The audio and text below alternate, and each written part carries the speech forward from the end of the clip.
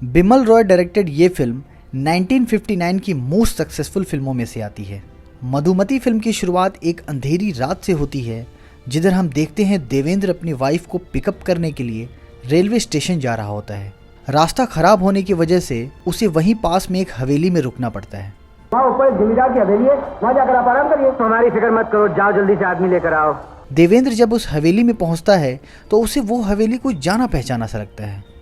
लेकिन जब से मैं इस हवेली में आया हूँ, मुझे यहाँ की हर चीज तो जानी पहचानी वाली है। देवेंद्र को दीवार पे टंगी एक पेंटिंग दिखती है जो उस हवेली के मालिक राजा उग्र नारायण की होती है, और वो तस्वीर देखने के बाद देवेंद्र बोलता है कि ये पेंटिंग उसी ने बनाई है।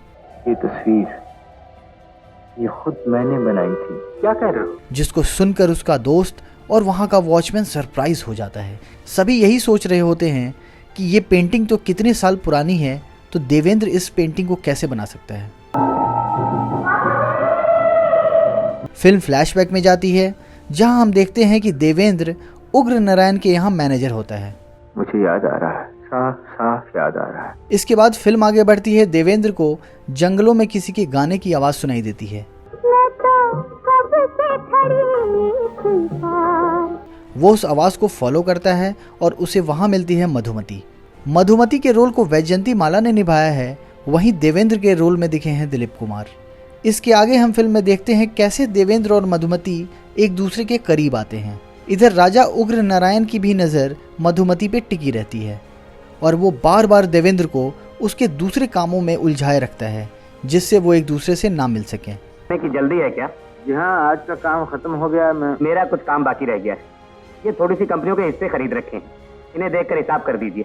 मधुमती के फादर को किसी काम से बाहर जाना पड़ता है। मौका देखते ही उग्र नारायण देवेंद्र को भी बाहर किसी काम से भेज देता है।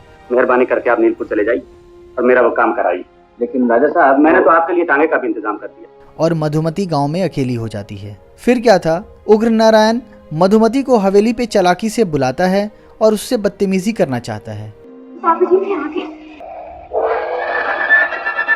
ये देखकर मधुमती हवेली के छत से कूदकर जान दे देती है। शहर से आने के बाद देवेंद्र को मधुमती नहीं मिलती है और वो उसे हर जगह ढूंढता है। बाबूजी, मधु कहाँ? मालूम नहीं। उग्र नारायण के आदमी भी उसे मारते पीटते हैं, बट वो उसे ढूंढना नहीं छोड़ता। तभी फिल्म में ट्विस्ट आता है, जब हम देखते हैं देवेंद्र को मधुमती जैसी दिखने वाली एक लड़की माधवी मिलती है। देख तो भैया। हाँ माधवी, बड़ी हैरानी की बात है। ये तस्वीर तो हूबहू तुमसे मिलती है। देवेंद्र को पूरा यकीन होता है कि मधुमती की हत्या उग्र नारायण ने ही किया है, बट उसके पास कोई सबूत नहीं होता है जिसकी वजह से वो पुलिस को बता सके। माधवी देवी मधु के लिबास में उस पापी के सामने आ जाए तो पूरी तरह वो भी अपने होश हवास खो बैठेगा। देवेंद्र एक प्लान बनाता है जिसमें वो माधवी को मधुमती बनाकर उग्र नारायण के पास ले जाएगा और उग्र नारायण सबके सामने अपना गुनाह कबूल कर लेगा। सब वैसा ही प्लान होता है। देवेंद्र उग्र नारायण के पास जाता है और बोलता है वो उसकी पेंटिंग बनाना चाहता है, जिसपे वो अग्री कर लेता है। अच्छा, तो कल शाम को 6 साढ़े 6 बजे आ जाना। बहुत बहुत शुक्रिया राजा। जैसा प्लान था, पेंटिंग बनाते टाइम माधवी सामने आ जाएगी और उग्र नारायण डर कर सभी के सामने अपना गुनाह कबूल कर लेगा। एंड सब वैसा ही हुआ, बट माधवी उससे वो सवाल पूछने लगी जो केवल उग्र नारायण को ही पता था।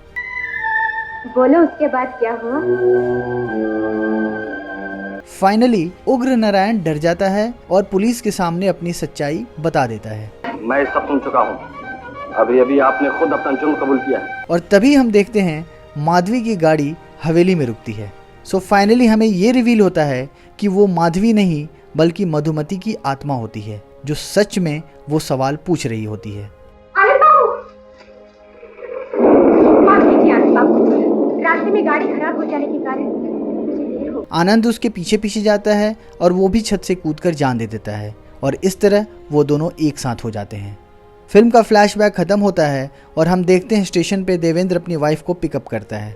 उसकी वाइफ का नाम राधा होता है और राधा का रोल भी वैजयंती माला ने ही निभाया है। राधा।